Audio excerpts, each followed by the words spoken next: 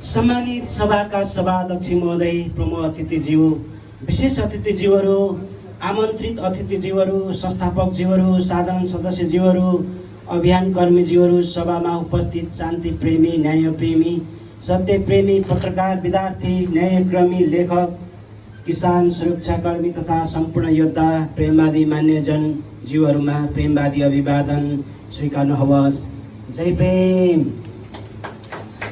यसको थोरै परिचय लेख्ने कोसिस गरिएको छ। यहाँ विश्वमा अशान्तिको ज्वालाले जलिरहेको अवस्थामा प्रेम, शान्ति, मानवता, प्राणी जगत, विश्व ब्रह्माण्ड मुक्ति र मोक्षको निमित्त परम प्रधान परमेश्वरको अनुग्रह, प्रेमवाद दर्शनका दार्शनिक स्वामी बाल तपस्वी सद्गुरु ओमनन्द मास्टर गयाञ्जल परम गुरु हजुरको दर्शन, आज्ञा, आशीर्वाद बस गुरु हजुरकै परिकल्पना र प्रमुख संरक्षकत्वमा सारा मानवजनलाई प्रेमको मालामा सङ्गठित गरी आध्यात्मिक र भौतिक रूपमा सचेतनाको उजागृत गरी जीवन र जगतमा वास्तविक शान्तिको लागि प्रेमवाद दर्शनलाई देश तथा विश्वमा पहिचान दिन हरेक विषयमा मार्गदर्शन गरी मानिसहरूलाई एक सक्षम र असल नागरिकको जिम्मेवारी बनाई समुन्नत समृद्ध सभ्य समाज र राष्ट्र निर्माण र विश्व शान्तिको खातिर मानवहरूको साझा मार्गको रूपमा 2079 साल माघ महिनाको 19 गते बिहिबारको दिन झापा जिल्ला कमल गाउँपालिका वडा नम्बर 5 स्थित प्रेमवादी सामुदायिक भवन पाडाजुगीमा परम गुरु हजुरको निर्देशनमा प्रेमवाद समाजको गठन गर्न प्रेमवादीहरूको आम भेला भएको थियो। प्रेमवाद समाज दर्ता गर्न झापा दमक नगरपालिका वडा नम्बर 1 निवासी श्री मनकुमार राईज्यूको अध्यक्षतामा 9 सदस्यको एक तदर्थ समिति गठन गरी प्रेमवाद समाज संस्था दर्ता प्रक्रिया अगाडि बढाउने महत्त्वपूर्ण निर्णय भएको थियो।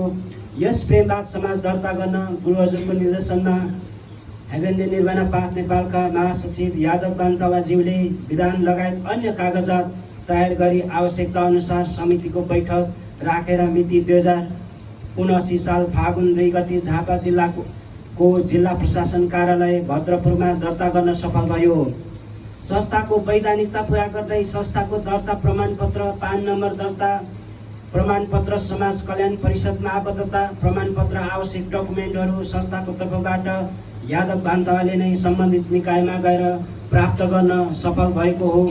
यस संस्थाको संस्थापकहरू नै तदर्थ समितिमा रहेर छोटो समयमा सामाजिक सेवाका कार्यक्रमहरू अगाडि बढाउने प्रयास गरेका छन्। प्रेमवाद दर्शन समाजमा फैलाउन सर्वप्रथम नेपालमा संस्था दर्ता ऐन 2034 अनुसार प्रेमवाद समाज नामले 2079 मा विधिगत रूपले दर्ता गरी प्रारम्भिक साधन सभा गर्न सफल भएको छ।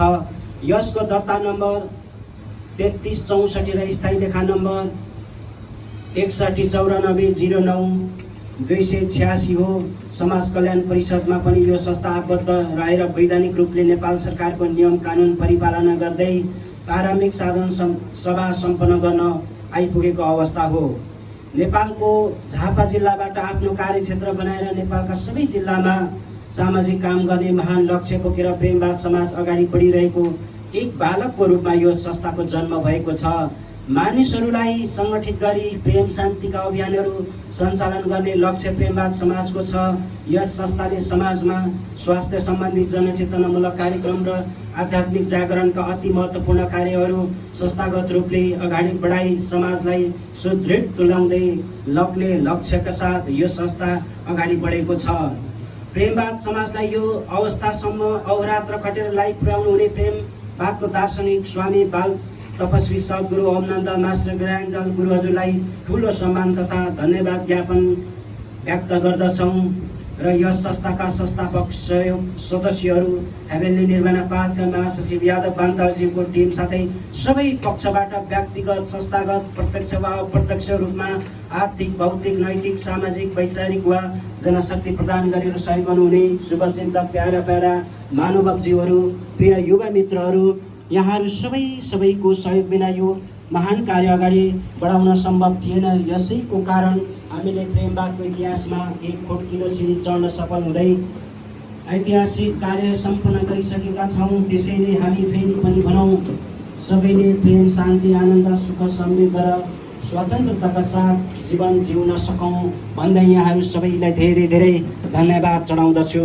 के हो प्रेमवाद? एउटा यस्तो समाज जहाँ अन्धविश्वासले चरम सीमा टेक्दै थियो, मान्छेको ज्ञानले क्रूरताको इतिहास लेख्दै थियो, पशु प्राणी विक्षिप्तै बनी अन्याय खेप्दै थियो र धरती छत बिछत बन्दै आफै ध्वंसको सपना देख्दै थियो।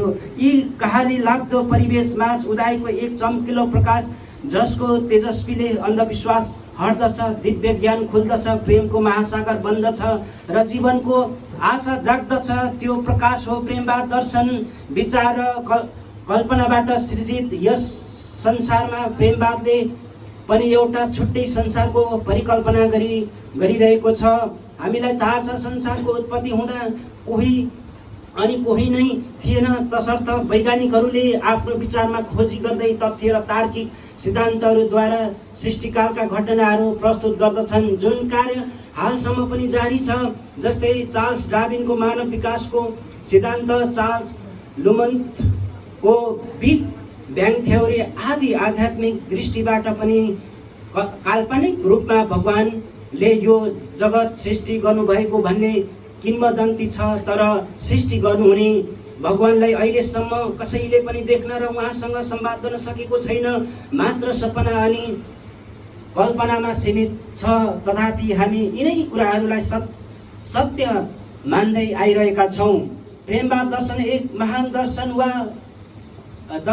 वा भनौँ दर्शनहरूको पनि दर्शन हो, तर छट्ट हेर्दा अर्कै नयाँ धर्म जस्तो आमस हिलिङ माध्यमबाट आत्मा मन शरीरको उपचार गर्दै समाजमा अझ अन्धविश्वास फैलाए जस्तो यान्सेन दर्शन विधि हेर्दा संस्कार फेरे जस्तो प्राणीहरूलाई मान्छेलाई भन्दा ज्यादा प्रेम गर्ने पागलपन जस्तो सायद यस्तै नै लाग्छ होला प्रेमवाद कसैलाई, जसले यस दर्शनलाई कोसौँ दूरीबाट निहाल्नु हुँदैछ। तर टाढादेखि हेर्दा त विशाल ताराहरू पनि सासाना झिल्काहरू झैँ मात्रै देखिन्छन्, होइन र? तर उसको विरटता जान्न नजिकैबाट हेर्न अनि बुझ्न आवश्यक हुन्छ। प्रेमवाद दर्शन प्रेमलाई मुटु बनाएर अघि बढेको एक दर्शन हो।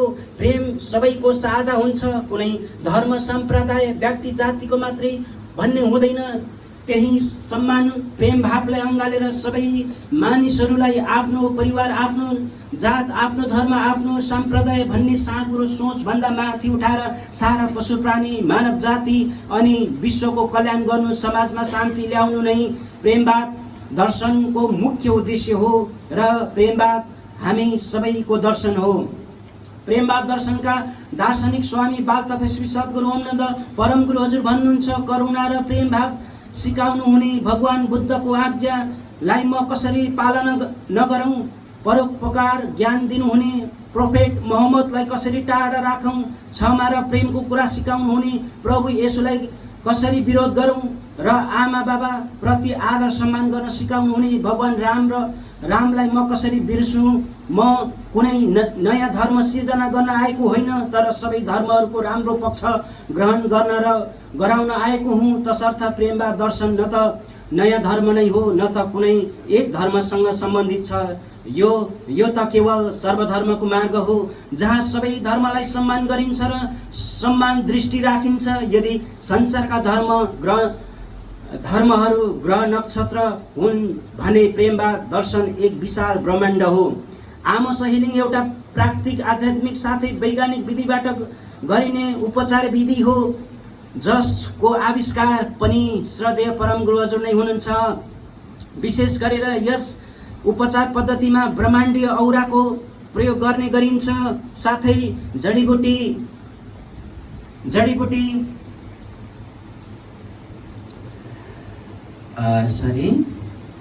साथै उपचार गर्ने जडीबुटी औषधिको राजा मानिने तितेपाती र अन्य उपकरणहरूको पनि प्रयोग गर्ने गरिन्छ। साथमा उपचार गर्ने हिलर्स, डाक्टर, जीवहरू तथा बिरामीहरूलाई पनि ध्यान साधनामा राखेर हिलिङ गराउने गरिन्छ। आमस हिलिङले बिरामीको रोगसँग लड्ने क्षमतालाई पनि अभिवृद्धि गराउँदछ।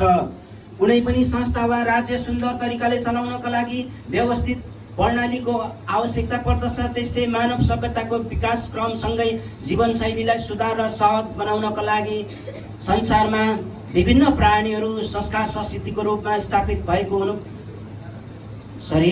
त्यस्तै मानव सभ्यताको विकास क्रमसँगै जीवनशैलीलाई सुन्दर र सहज बनाउनका लागि संसारमा विभिन्न प्राणीहरू संस्कार संस्कृतिको रूपमा स्थापित भएको हुनुपर्छ। अन्यथा जसरी प्राणी समय अनुकूल र सहज नरहे खारेज गरिन्छ, त्यस्तै पौराणिक कतिपय संस्कारहरू पनि हटेको पाइन्छ। जस्तै सती प्रथा, नरबली, डायन प्रथा आदि।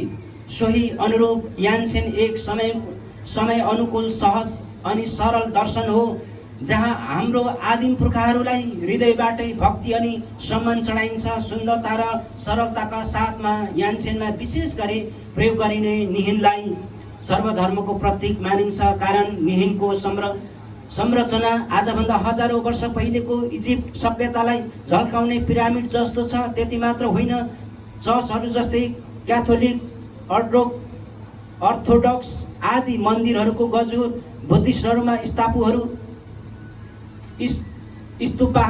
इस्लामको मक्का मदिना नाममा भएको कौवा जस्तै छ निहिन। त्यस्तै निहिन कुनै धर्मको होइन, यो सर्वधर्मको हो। यान्सेन कार्यमा राखिने दियो र 3 कलशले पनि अन्य संस्कारहरूको समावेशितालाई झल्काउने हुँदा यान्सेन कार्य नयाँ संस्कार नभएर सबै संस्कारहरूको निचोड रहेको मान्न सकिन्छ। प्रेमवाद दर्शनको सिद्धान्त अनुरूप मान्छे धरतीमा 3 कर्तव्य लिएर आएको हुन्छ। पहिलो प्राणीको सेवा गर्न, दोस्रो मानव सेवा गर्न र तेस्रो धरतीको सेवा गर्न।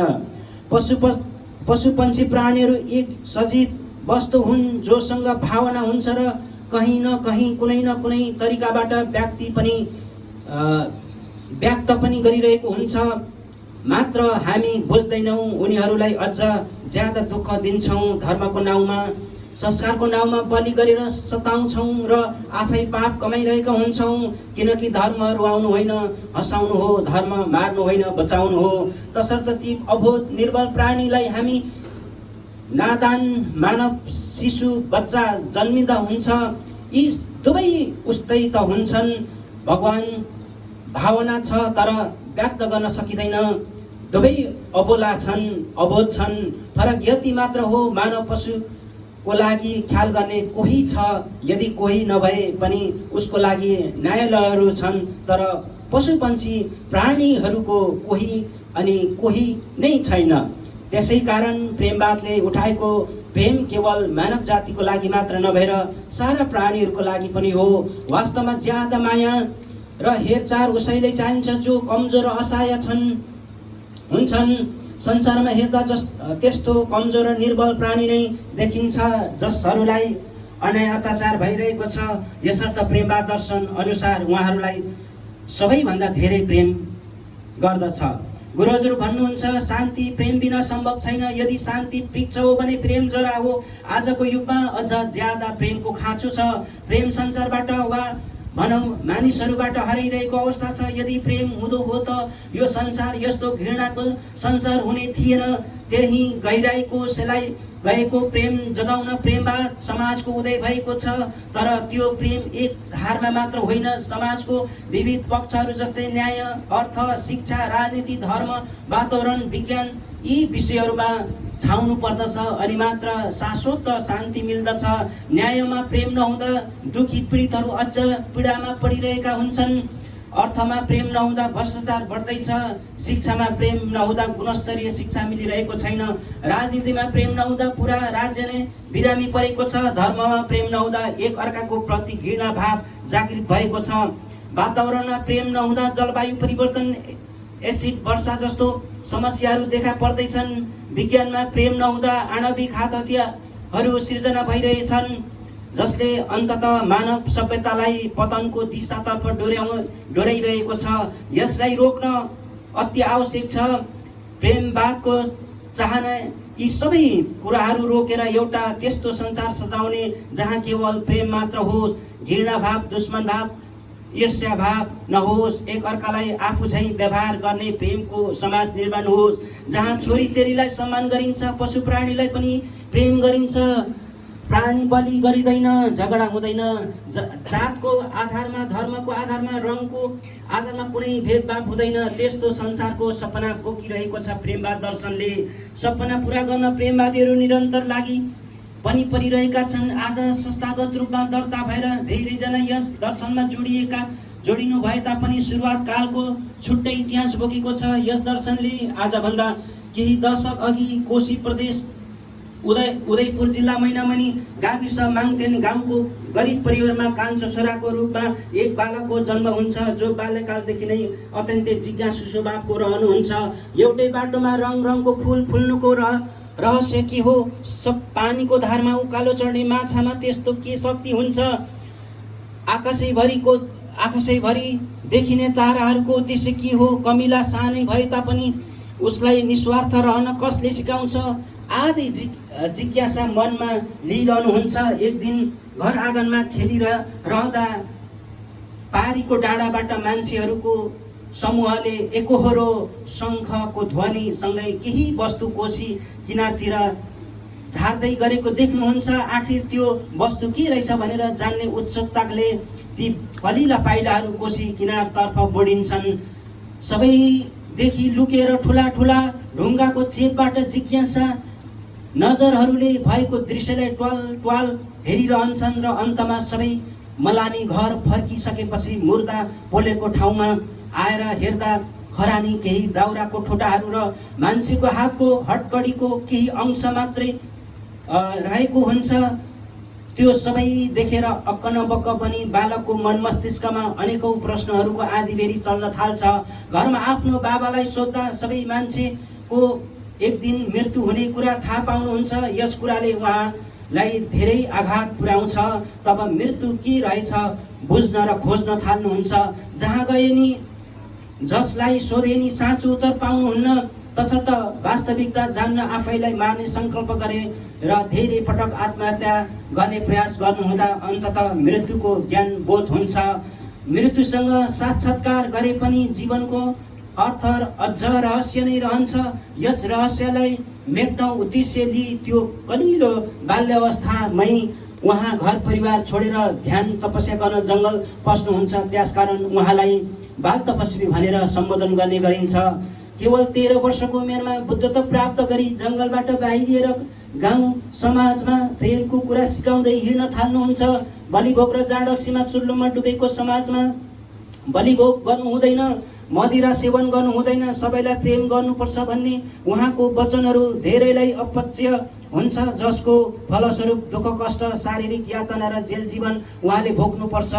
राजदरबारमा दरबार हत्याकाण्डको भविष्यवाणी झन् उहाँलाई जेल जीवनसम्म भोग्न बाध्य गराउँछ। तर एक्लै भए पनि साहस कहिले नहारी पवित्र पोखरीहरूमा सर्वोच्च शिखर चोमोलुङमामा ध्वजा फहराउँदै प्रेमवादको सर्वधर्मको सङ्केत गरिरहनुहुन्छ। अहिलेको यस परिवेशसम्म आइपुग्दा उहाँको साथमा यस दर्शनलाई आत्मसात गर्नेको जमात निकै छ र दिनानुदिन बढ्दो अवस्थामा छ। कारण प्रेमवाद युगले मागेको सबैले चाहेको एकमात्र दर्शन हो। जय प्रेम।